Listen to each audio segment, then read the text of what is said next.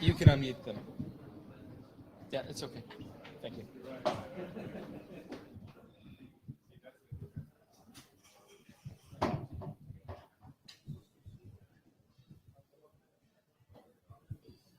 It's time to begin, shall we? Yep.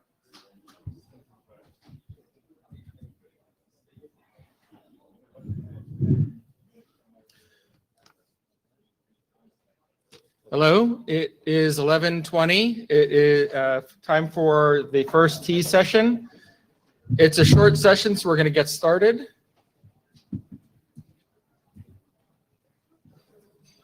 I think most people are still enjoying the very nice break, and maybe they will trickle in.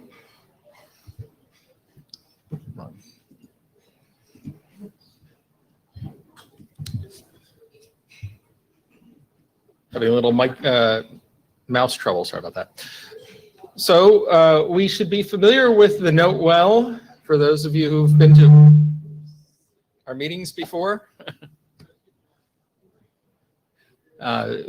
Basically, this governs your participation in at the IETF, and the important thing to take away is that anything you say here does become part of our record.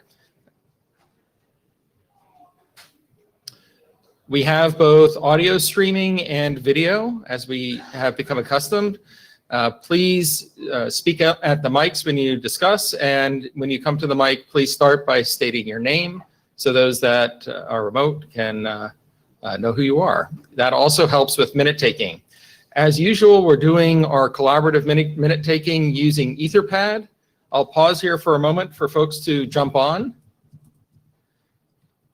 Please help out by helping to capture comments that are said. It's particularly good if you say something to go look at Etherpad and make sure your name is recorded properly and that your comment is appropriately captured. When you do that, it's very helpful. We also are using Jabber. If I can ask a few people to jump on, I'll jump on in a moment also. And that way, folks who are remote are able to ask questions.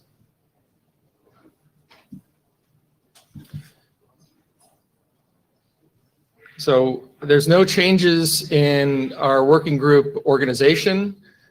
And Matt remains our secretary, and he's been very helpful. He's working remotely, so unfortunately he's not in the room today. So we're going to run through the normal status pieces that we typically do. We've had 4 recent RFCs. That's really what we're supposed to be producing, so it's good to see that we have some products coming out of the group.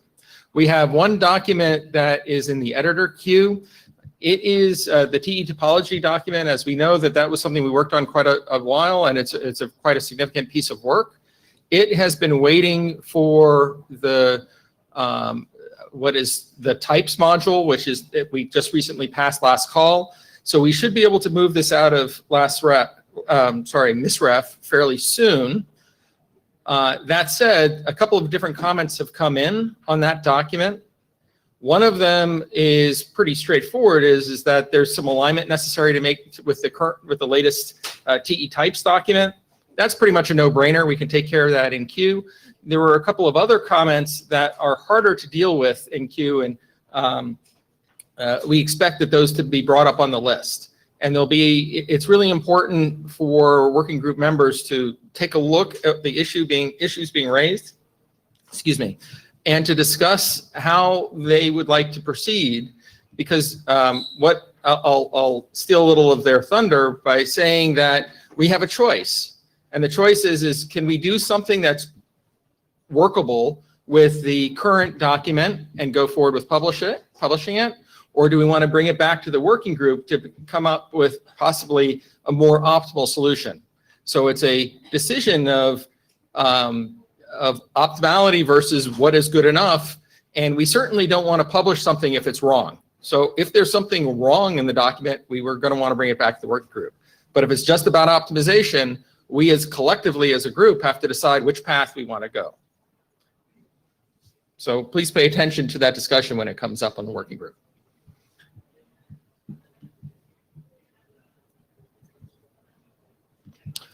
This font is way too small. We have a 1 hour session now. Basically, we had requested a 2.5 hour session, which is our traditional session length that we normally sort of just barely fit into. We, with the experiment that's being run this week with not having Fridays, the 2.5 hour sessions were done away with, and we had a 2 hour session. And we were hoping to squeeze into that 2 hour session. We really couldn't, and that's the reason why we scheduled this at the last moment. We're going to take care of a few working group documents in this hour, and then continue in our second session with the rest of our agenda. And it's nice because we do have enough time to have some good discussion. We have not received any new liaisons. We do have one outstanding, or one older liaison that is still out there. And if you're have any comments or thoughts on it, the working group is the place to discuss it. Nothing new here in terms of our IPR process. We do formal polling both before adoption and before, or as part of working group last call. The really important thing here is if you contribute to a document, please respond to this as rapidly as possible to keep our documents being processed efficiently. We continue to have a lot of discussions that happen off list among authors, and a certain amount of discussion is good. But I do want to remind, or we want to remind the authors in particular, but other working group participants, that if you have an issue with the document, if you have a topic that, and particularly on a working group document, that you think requires a decision, that should be taking place on the working group list. If you do it among the authors and come to a decision among the authors and then present it to the working group, you've actually failed the process, because a working group document is owned by the working group. It's not owned by the authors. So it's really critical to make sure that when we want to make a change to a working group document, we have consensus of the working group on that change. Consensus of the authors, excuse me, does not matter. Consensus of the working group is all that's important there. So please have your discussion on the working group list, involve everyone. The active players may not change, but it gives an opportunity for the whole working group to understand the discussion and understand the conclusion, and to provide input if they so choose. So the last slide here is that we did have a discussion on the working group list related to our charter. So we had a number of sort of private discussions that we had heard that there were some questions on the charter and saying that it's a little dated, and we wanted to do an update. So we started the discussion on the list of a proposal that we've come up with. We had some very good feedback and good discussion. We did updates based on that, and the final version was sent around and was accepted basically by those who chose to participate on the list. And the results are still, the details are still available. And if you're interested in a red line version and how we got there, that's also available. Just go look on the mailing list for charter, and you'll find a link to it, as well as find the current text. Charters are actually owned by the IESG and shepherded or managed by the area director, Deborah. And so at this point, we believe the working group has done the job, provided input to our AD on how we'd like to see the charter changed or updated, and it's now with her and the IESG to basically adopt or to decide whether or not it gets put in place. And I don't think, Deborah, do you have any concerns, or shaking her head no? So we expect this processing to happen over the coming weeks. If you haven't looked at the changes, excuse me, the objectives are outlined here. And if you're interested, please go take a look at the version that was posted to the working group list. And with that, I think that's okay.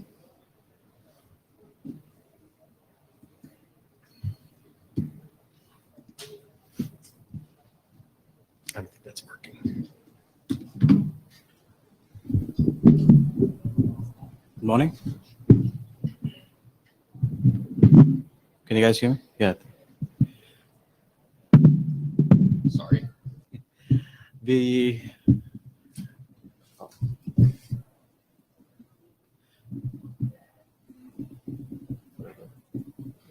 yeah.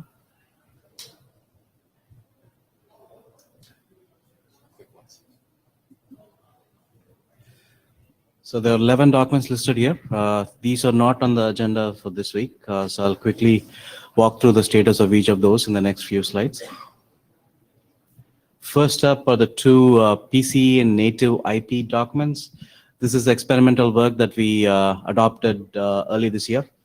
The authors did do an editorial scrub, and they did provide revisions for both the documents. So please do go over the changes, and if there are any questions or concerns with the work that's being done, please do bring that to the list. Next up is the PCECC use cases document. We have a new editor on board for this. Dhruv has the pen on this for now. There was a revision published for this last month, and the authors did align that with the text in the PCECC extensions document. They added a couple of new use cases and also updated an existing one. If there are any concerns with the direction that's being taken by the authors, please do bring that to the list. They are seeking feedback on the work that's being done. Next is the RSVP RMR extension document. There were no changes made to the draft since the last IETF. The authors are currently looking for signaling options for catering to ring topologies with express links. If you have any review comments or feedback, please bring that to the list as well. Next is the T metric recording document. We did not receive any status report for this. There were no changes made to this draft since the last IETF. We still have some outstanding comments that need to get discussed on the list.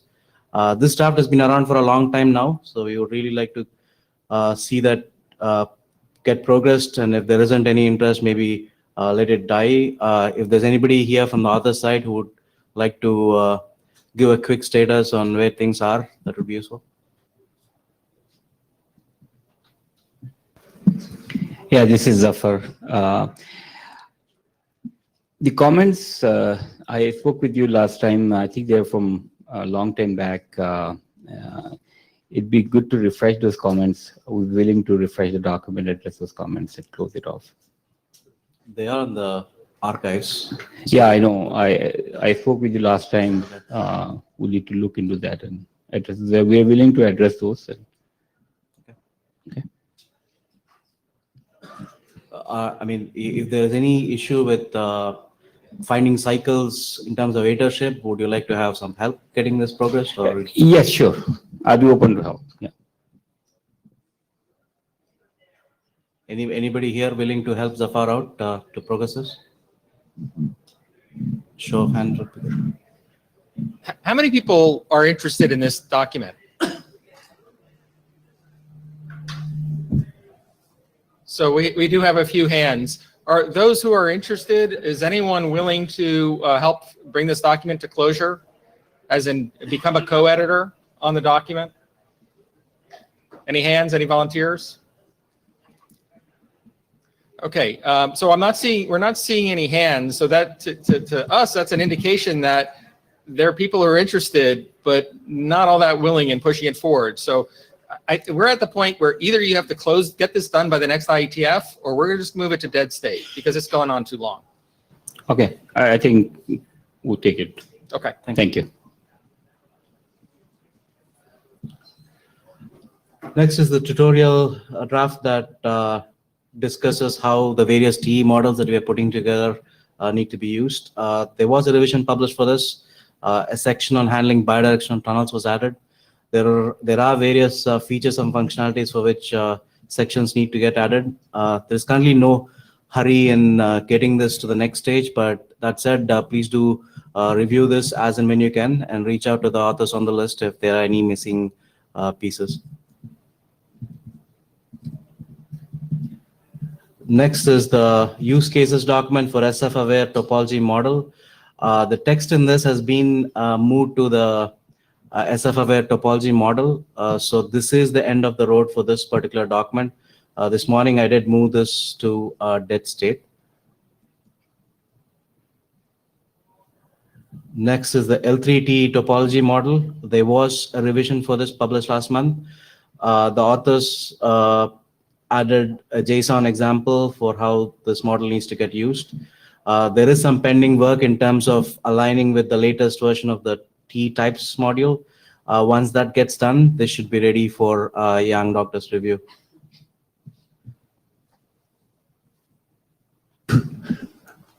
Excuse me, this Igor. So basically, just one point about tutorial. There was one big request, basically saying that we need a section that is dedicated to packet-only T networks and how this works. So we need a volunteer, basically an expert in packets network to do that.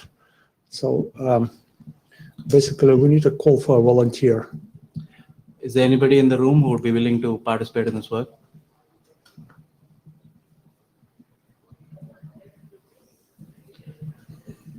Yeah, we'll post that question on the list.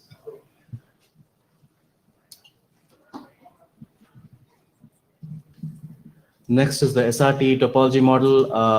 There was a revision published for this as well. The scope of this has been reduced to SRMPLS. There were a few missing attributes for prefix sets and adjacent sets, and for MSD as well, that those were added. This needs a round of review before it can progress to the next step. This is the last slide in this deck. This is an update on the two RSVP models. The base RSVP model is ready for a Young Doctors review as far as the authors are concerned. The RSVP-T model needs to undergo a split and then a round of review before it can, before the authors can claim it's ready for a Young Doctors review. That's where things stand. It's my understanding that this next version can be done very quickly. And if that's correct, then I'll look to the author just to nod his head. So Tarek is not, please come to the mic if you want to say anything else. But with that understanding in mind, I think it makes sense for the drafts to go to Yang Doctor review together. One of the comments that we got as far as the TE types is that it was a little difficult doing that document in isolation because of the dependencies, lack of context. Now, that said, there are still some good comments that were made on the list, and we are looking forward to the TE types authors to address them rapidly so we can get that document submitted for publication. So there's still value, but we think it would be good to bundle these together. Tarek from co-author. So yes, we're committing to do this split in the coming couple of weeks, and hopefully we'll do the review and the last call together. Next, Tarek, you're next.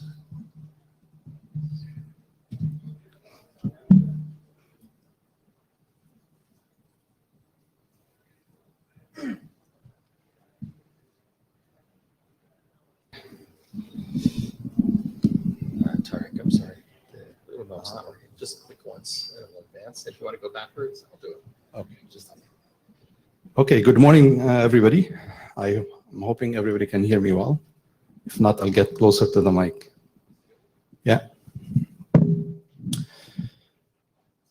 Okay, so this is an update on the Yang data model for traffic engineering activity that is covered by the following two drafts.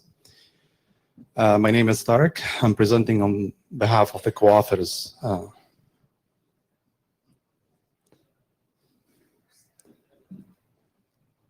Did you go too far? Yes, please. Yeah. Okay. In terms of the changes, a summary of the changes since the last IETF meeting that we've done a split of the documents, and I'm going to go over that split in details in the coming slides. There was a review on one of the documents, and we've received a number of comments that we addressed as well, and we will go through them in subsequent slides. I'll close off with next steps and asks towards the end. Okay. From the last IETF, we have presented and agreed on a restructuring of the draft Yang-TE to split it into two standalone documents, one to contain the common TE types, and the other one is to cover the MPLS TE tunnel, MPLS technology specific modeling. And for this purpose, we've created these two drafts that I have up there. For the TE types draft, it progressed and it has undergone a working group last call, as well as we've done a review from the working group, specifically from Matt. We've received a review comments from Matt, as well as the Yang doctor from Yan.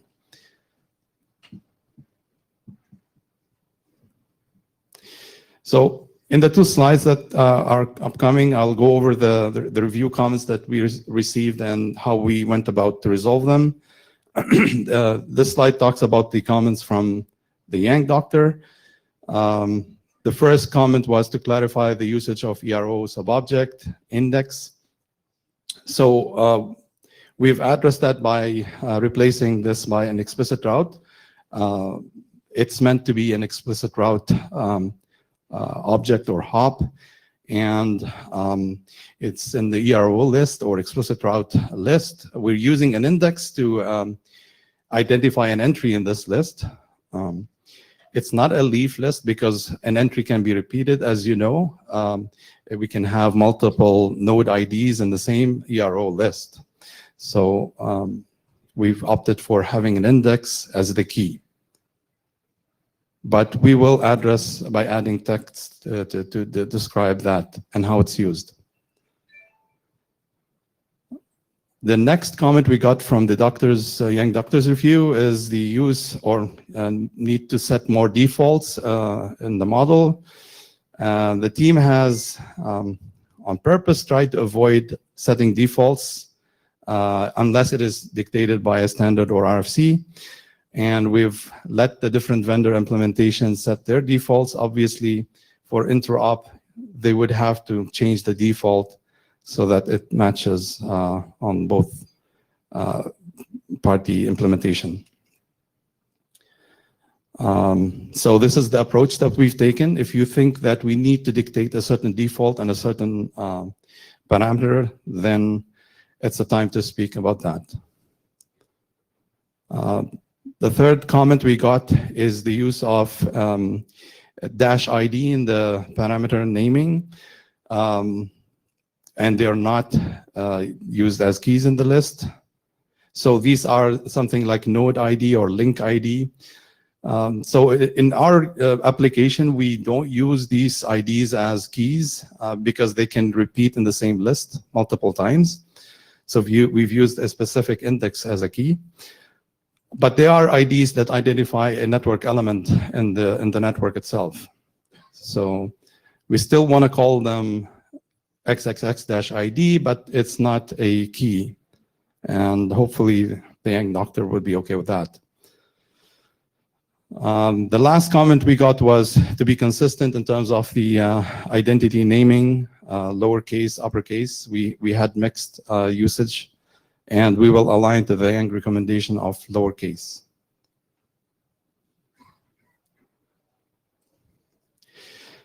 On this slide, I'll go over the comments that I got or we got from Matt, and we thank Matt for that. There was a missing identity for 1+1 LSP protection. We will add that in the model. There was a TE optimization criteria which covers 2 metrics. In fact, we are using this in the topology model, this identity, and we have a similar identity which encompasses more metrics. It's called objective function type, and we will replace the topology model, the new identity, and retire this one. So we will be addressing Matt's comment with this. There was a comment made about we are using a normative reference to the other models in the types, and that makes those dependencies on this type model, and we wanted to avoid that to begin with. So we will remove any reference to the importing models in the T types draft so that it can progress on its own. And the last comment was about the TE topology ID scope. Is it local scope? Is it globally unique in the network? So we will clarify that this ID is unique within the provider and client. So we'll add text around that to describe how it's allocated and the scope of uniqueness.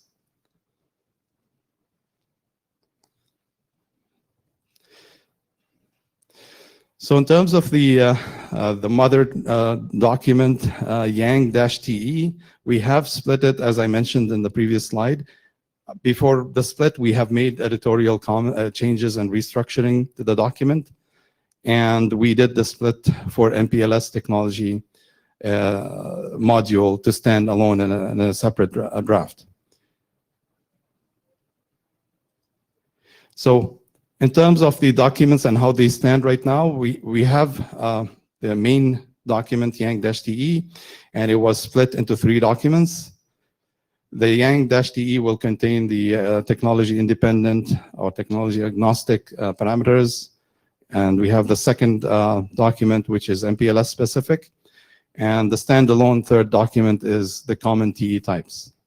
This is how the organization of documents has resulted up to date.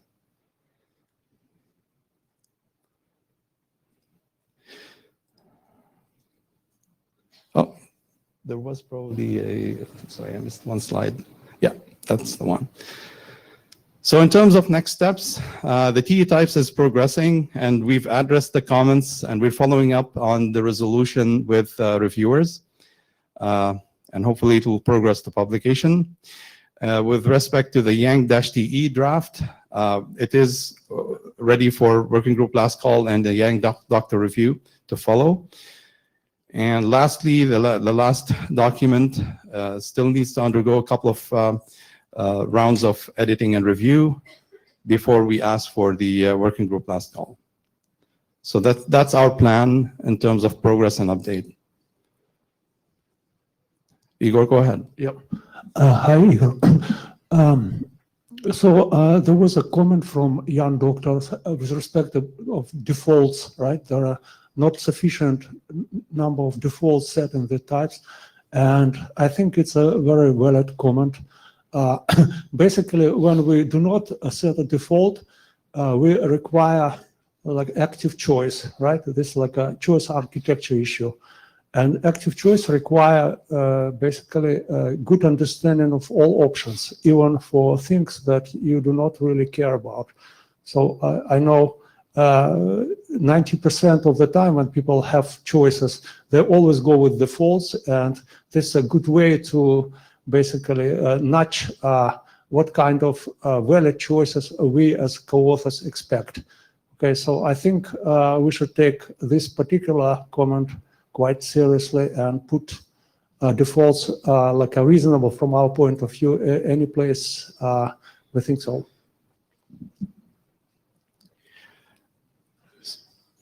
Anyone else has a counter view to that about defaults? Yeah. I have a small comment is, if, I mean, it's controversial, setting a certain value on a parameter. Different people might think about it differently. And so if you think, we have to have a consensus on the value, and probably the best way is to write a separate draft to set such parameters if you think that they should be set as default. And so the comment that I heard the authors say, this is Luke, by the way, the authors say is that the only defaults that are specified are those that come from documents. Given the scope of how we are going to use these types and the different technologies and the different environments, I personally, so I'm speaking as a contributor, I think that's a very wise choice.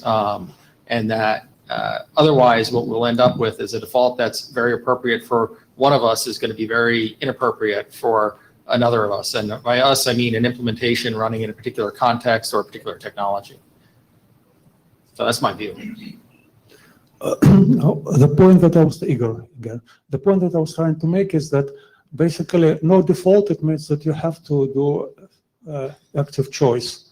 Okay, so the models are usually written in such a way that you may care only about like a small part of the model. And just like when you set up a software, okay, you always go normally with default, right? You do not pick up options whom you do not understand and to provide a customized solution, right? So basically, in some cases, it should be like a deliberate choice to say no default, please pick up the option. But in many cases, it should be a reasonable option to set, right? So why not?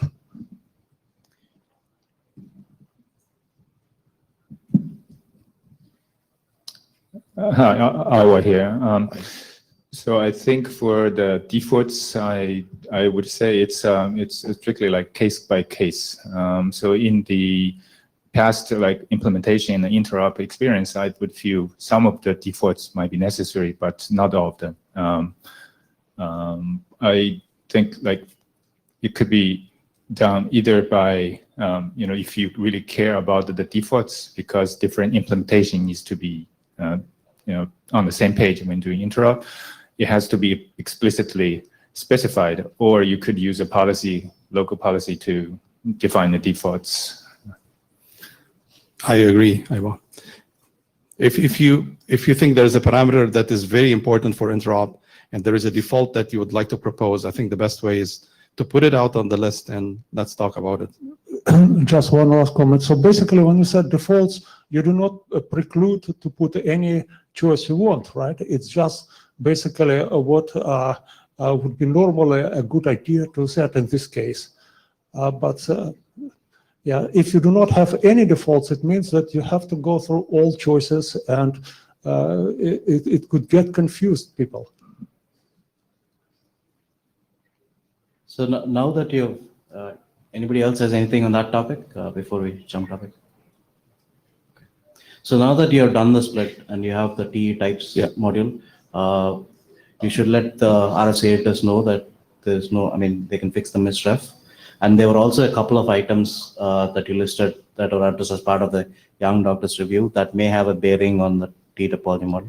That's so correct. Take that to the list as well. Yeah, we will be sending an email about those and see how we, So there were multiple options how the topology model draft will progress. For things that are necessary to align the topology document, T topology document with the finalized version of TE types. Right. That I think is sufficient to put a proposal out on the working group and get agreement on that, and then give it to the RFC editor and have them make the changes in editor notes. That's part of the reason why we have this misref state, is to to ensure we don't end up with misalignment between documents. I see. So we're actually we're doing exactly we're covering exactly the case that misref exists for. So that's good.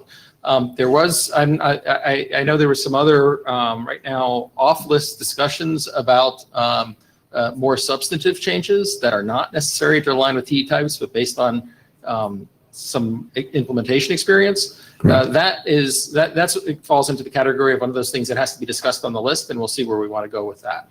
Okay. So the two items that you had in the slide deck, which is mostly IETF, addition of IETFs and using a specific grouping that's already there in TE types. Right, yes. That would fit well into this category where the TE types, you made changes to the TE types, so changing the misref took care of that. So, okay. Yeah, take it to the list. We'll have the Okay, sure. list. We will list them. No problem. Okay, thanks. That was it. Thank you. Young?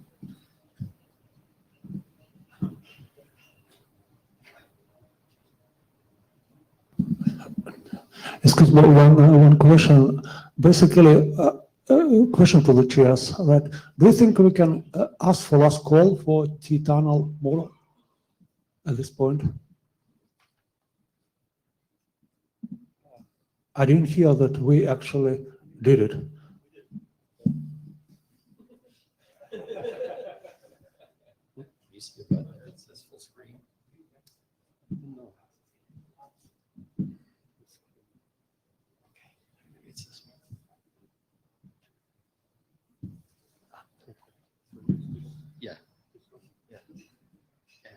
good.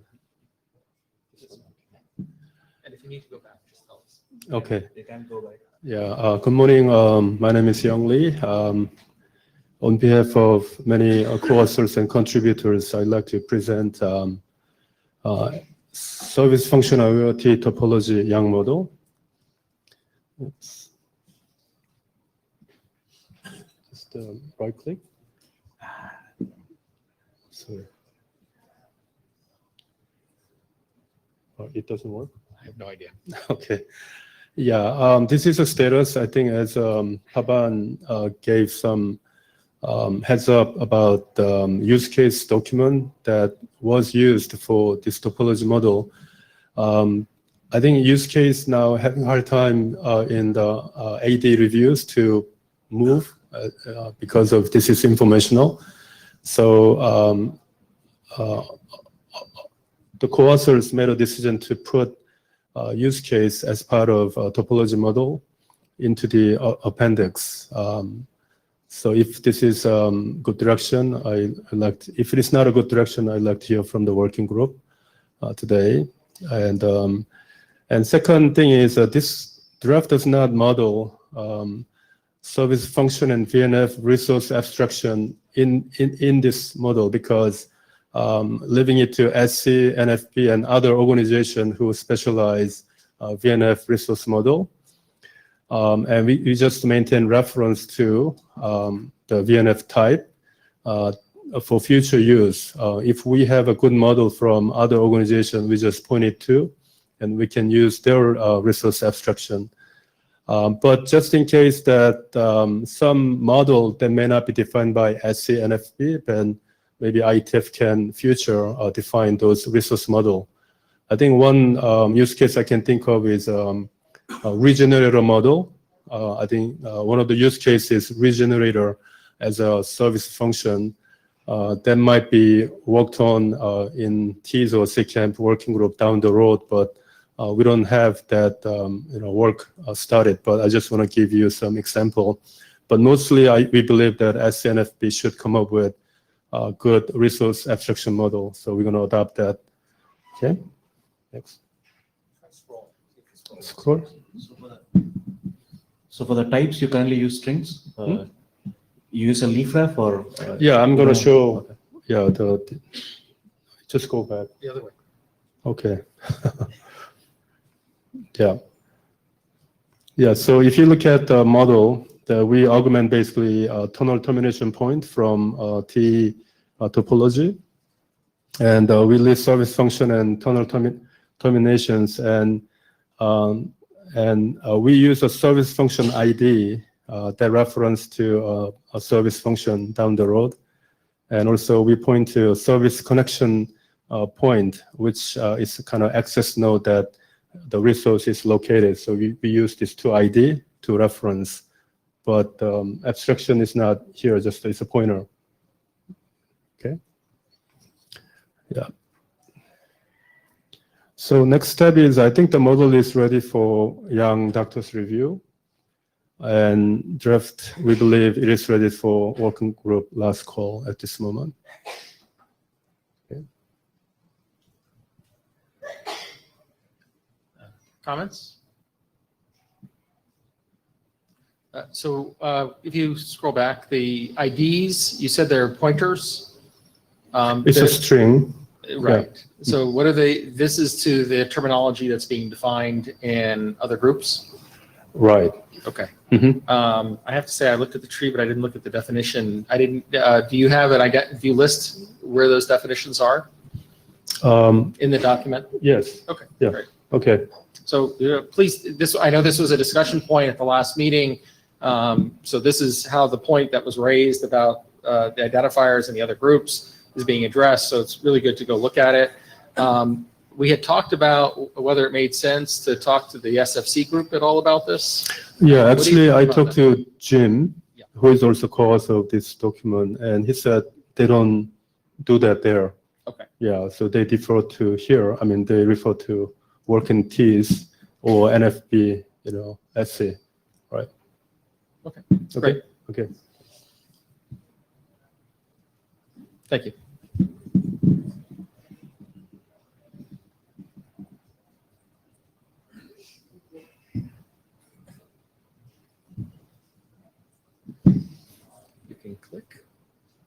you want to go backwards, you tell me. This one. Okay. Good morning. My name is Sergio Bellotti. I'm going to update about draft on path computation, RPC. Oh.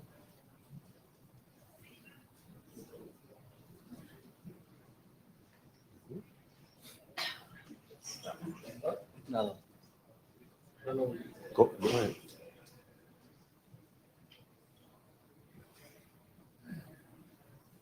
No. Go. Okay. First, the credits to all the people that is working also on this draft, Carlo and Francesco, that is not here, and all the people, Tarek and the guys from T-Tunnel, for which on which we work together to have a document that is aligned with T-Tunnel model.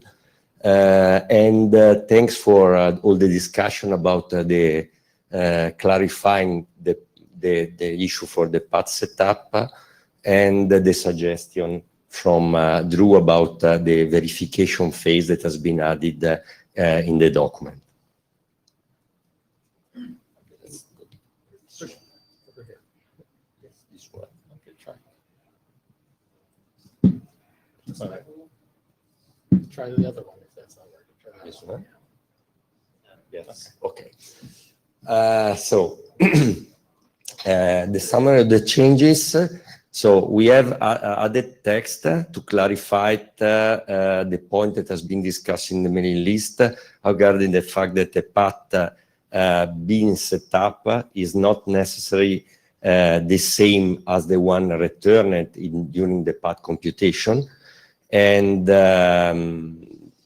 we add text because a new phase that has not been provided in the old version of the path computation, that is a verification phase, is needed to check if that the real path that is actually being set up meets the required end-to-end metrics and constraint.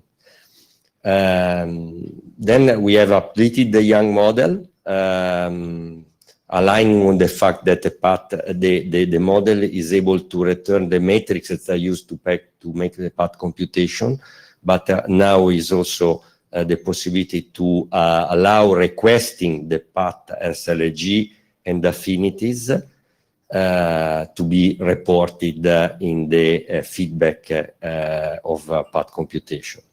And then we corrected bugs and issue as providing our GitHub. Yes, it's working. Okay. One of the open issue that is remain open is regarding the TA-tunnel attributes. We have a long discussion about the fact that we consider that we would need a subset of attribute that is used in TA-tunnel. But in the previous IETF, there was some comments regarding the fact that some attributes could be used by policy-based path computation. Polity is not yet specified.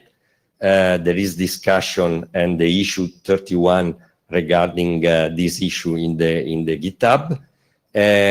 Frankly speaking, there is no clear outcome on the mailing list how to proceed, in the sense that if we need to assume that the polity is not needed, and so we can select a subset of attributes needed for path computation, provided that the set of attributes has not been discussed in the details.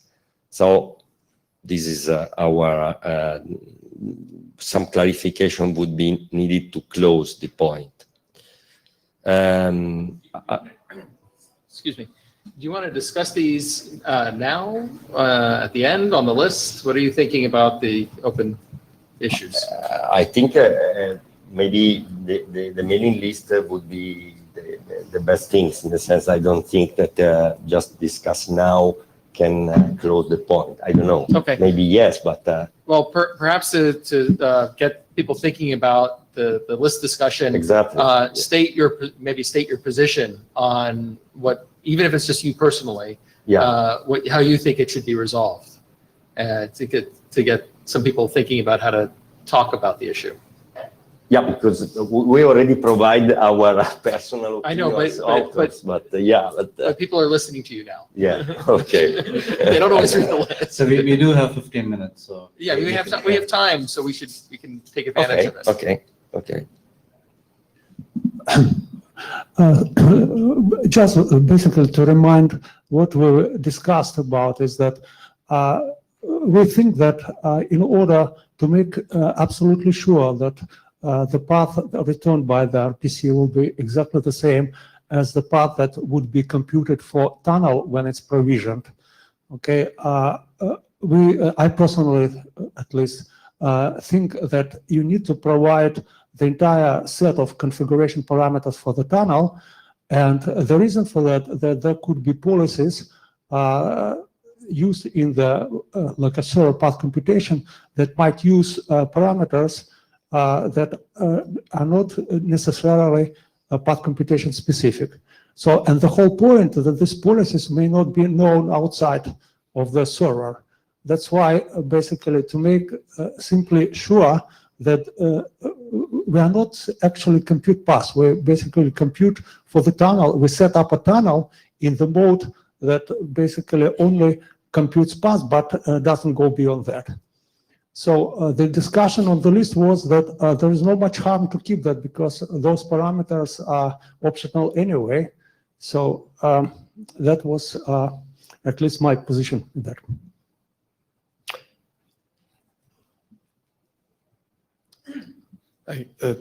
Tarek from Cisco. I agree with Igor, and the fact that the policy model is not there, I don't think it should block your progress. The attributes can be passed, they can be ignored by the computation server, and when the policy model comes in, they can leverage those optional attributes, if you want to think of it this way.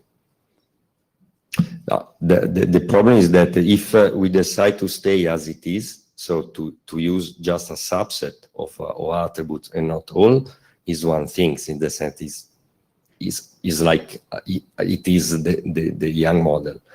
If we need to have a complete alignment on the attributes, this imply some modification. I'm proposing that you use the full set, although they can be ignored on the server side. Can be ignored because it's optional. Yes. I mean, this is my proposal, but maybe you just disagree. Yeah. Aren't you just using a grouping for the full set of constraints? Is already a grouping. The point Right. is that, in fact, we ask to have, actually, we use a temporary solution with our grouping with a subset of attributes. This is our situation. But as soon as this policy is not defined, we do not know why to change, because we don't know how to justify to have the list of attributes that is not. Well, I think you've just heard justification is by providing it, you have full flexibility. Yeah, That's the justification. Yeah, but the justification, there is a long mail that has not been answered by our contributors, Francesco, that is explain how and why this policy is a contradictory situation. So it's not, but no one has answered this mail. So this is also why we stick on this point. So basically, what we want to avoid a situation when you ask for path computation for tunnel and comes up with some path, but when you provision the tunnel with exact same parameters, it comes with a different path. And the reason for that was that because, say, there was something in the tunnel name on some parameters which are not specific to path computation, there was basically a tweaking in path constraints that were set internally. And if this happens, it means that path computation is useless, right? Because it provides meaningless information. Okay, so what does it mean that the path exists when you provision the very same tunnel and it goes totally different, or say there is no path at all? Let's take one comment from Italo and then we can jump to the next topic. Yes, I think that that situation is difficult to avoid, and we have another option that we are starting to discuss. And also, if you provide the attribute and the user doesn't know that he has to provide an attribute, he can also do the same problem. You create, you request path computation, you don't provide an attribute that your server is using, and then you request the setup of the tunnel, then you provide this attribute because you need a tunnel name or tunnel description in the tunnel setup, and then you get exactly the same problem. So it's unavoidable that there is a risk that there is no congruency. And in the next version, in the latest version, we have added thanks to Drew, we have added a path verification phase. That's the only way you make sure that you get exactly what you want. Is after you have set up, you check that at the end you got exactly what you want. In fact, for me, the problem is not related to the fact that the path then this is set up is different, because this is one of the cases we have already mentioned that. And for this case, we have the path verification case that we have. And also covers that situation. In the case of policy, it will also be covered. Unless with the policy you want to constrain that, but that's exactly what Francesco is saying. Then you have to specify exactly how policy works. You cannot have it hidden. If it is hidden, then you get into a lot of uncertainties. So our position was that to refuse the fact that the policy is hidden. If the policy is there, okay, it has to be explicit.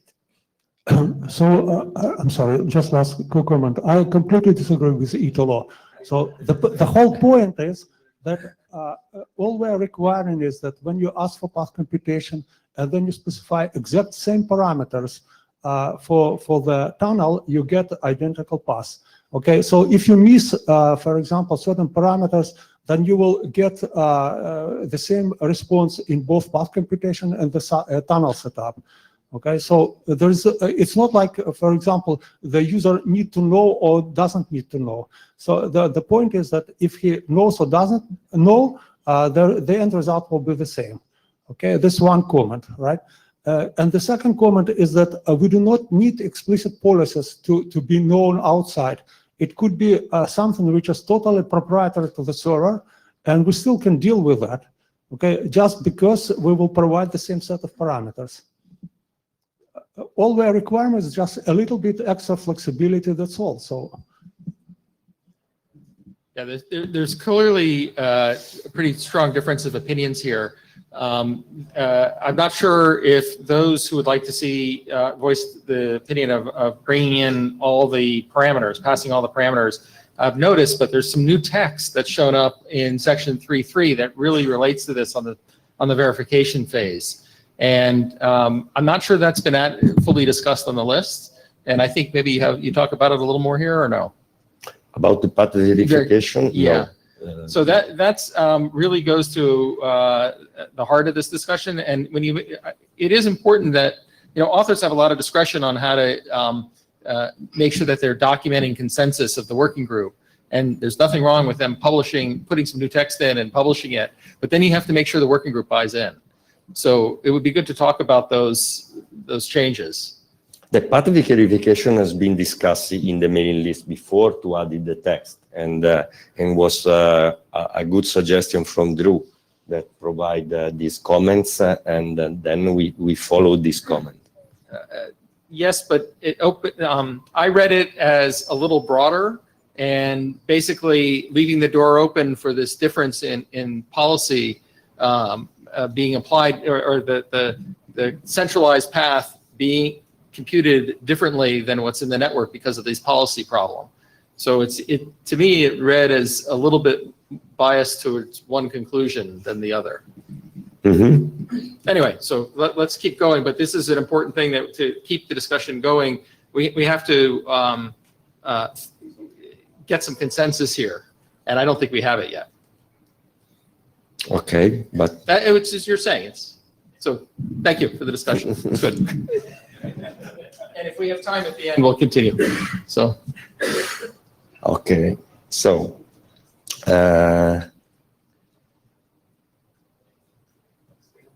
no. Go back.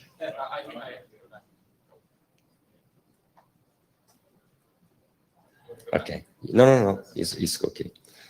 There was another discussion that an issue that we consider. Go back.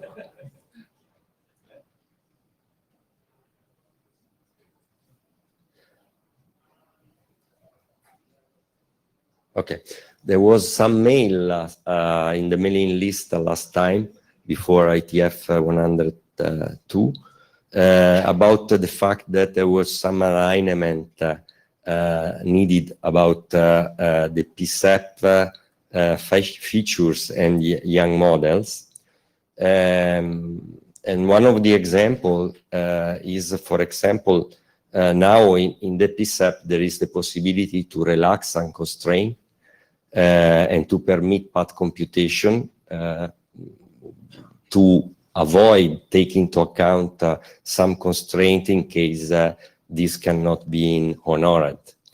In young model, in TIA tunnel, we have same feature, but providing completely different mechanisms with another list of path computed with different constraints, and then the possibility to choose one or the other depending on the optimization purpose.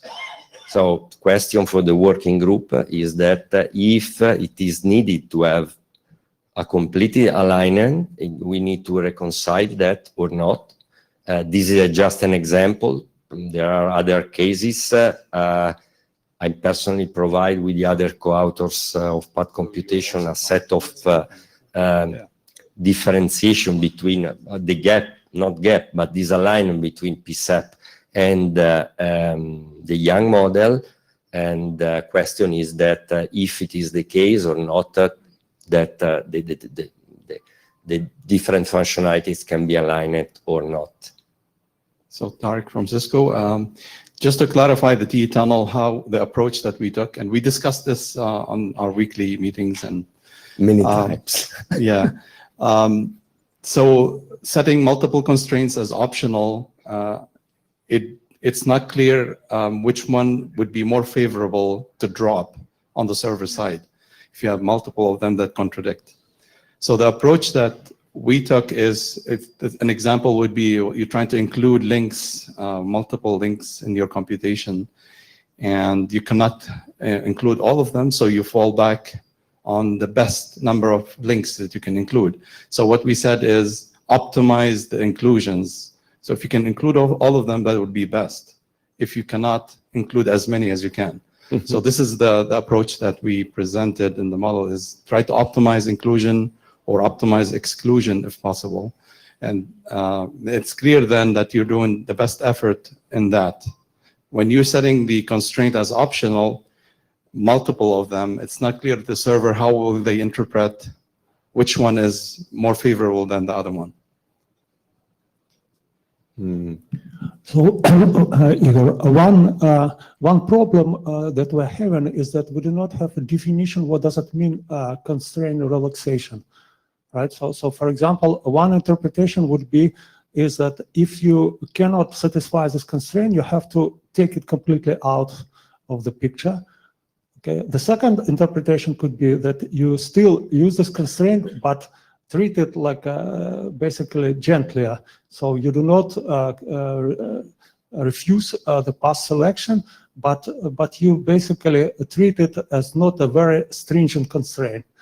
So we can address both of the cases, but we do need to define what does it mean constraint relaxation means. Okay. So as Derek explained, we have a way to do the soft constraints, right? We will do as best as we can to follow the constraint, but we will be okay if we do not satisfy or satisfy it only partially. Okay, we also can drop constraints if necessary because we have multiple candidates when we request path computation or tunnel establishment every time when configure a tunnel.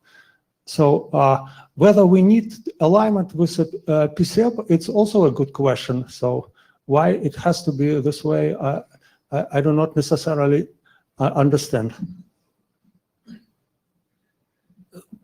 Dhruv from Huawei. In my mind, one thing is important is what is the cost of alignment? Is it too much? Because especially in this case, the way if you every leaf has a bit now assigned which says whether you are mandatory or an optional, that will just make our whole Yang model kind of extremely weird. So the cost is too high to align this thing. If we can come up with a very good way, a smarter way to do that and to model it, that yes, some leaves are, because in encoding you have a bit, you can easily do it. In Yang, it's kind of difficult.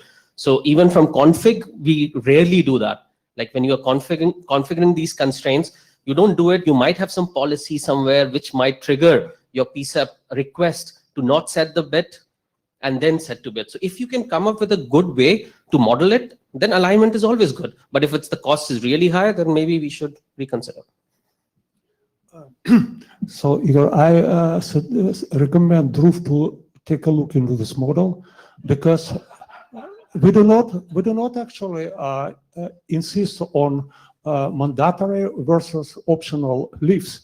All we're saying is that, for example, explicit paths could be optimization criteria as much as everything else.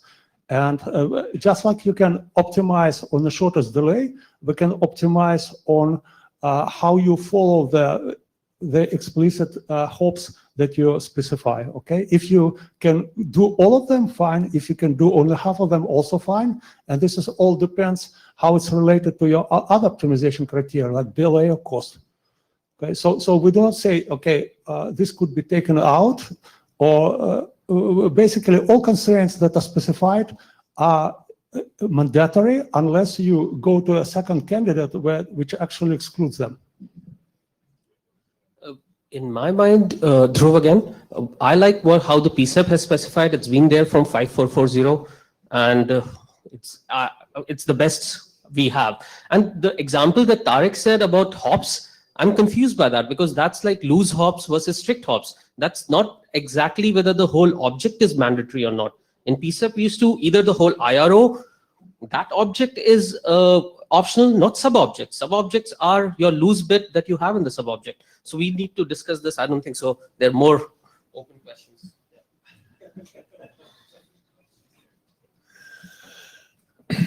John Hardwick. So I'm not sure how important this question really is. I think the way I would think about this is to say that the user of this network going all the way up to the operator is going to want to set up a path with some kind of constraints in mind, and they aren't necessarily going to care whether that set of constraints is translated into PCAP or Yang or whatever, right? And the important thing is to make sure that we can translate those constraints into either a meaningful PCAP or a meaningful netconf Yang encoding, and make sure that the two things that we specified are functionally complete enough that they can model the same set of requirements that an end user has. I don't think we have to say that they must work the same way, but I think it is important that they are able to express the same level of richness in terms of what operators want to have. So that's the way I would look at it. I mean, to take your example here, I think we are just looking at, there are two kind of equivalent ways of doing the same thing. The TE Yang model gives you a list that you can choose from. PCAP actually can do the same thing. It's a little known thing about PCAP, but the PCE can return a list of candidate paths to the PCC and allow the PCC to choose the one it likes. So it, you know, it looks slightly different, but it does the same thing. I don't think we have a difference there. Maybe there are other places where we do have an actual literal difference, and then we have to figure out how to address those. But I don't see a problem in terms of as long as they do the same thing, I don't think they have to look exactly the same. That's my perspective. Just one thing. The example is just to say that in this case, it is not so trivial to understand that is clearly the same, because one is practically a variable that can be true or false in the sense that it is mandatory or non-mandatory, the constraint. The other one is a mechanism that is not trivial to understand how to work. In fact, what we want to have is an explanation in the tutorial to explain how does it work. So the example is not provided in case, but is on purpose, because in this case, the alignment is not so easy, because it's the same feature, but provided in different way. There are other cases that the distance is just to fix the gap, add something and full stop. But in this case, I think we've just been cut off, literally, because we're 5 minutes over. I'd like to, if possible, this is exactly the type of discussion that is perfect for the working group. Right. So we'd like to continue exactly where we are when we meet next, which I'm blanking on when that is. Okay, so it's tomorrow at 4:10. So everyone's going to resume the same positions, and we're going to just continue right from here. It's in a different room, so please don't come stand here again. Thank you for a good discussion.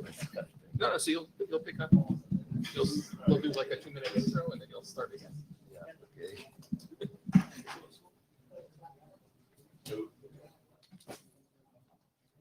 I think I've confused you. The short meeting is Wednesday. Yeah, they're just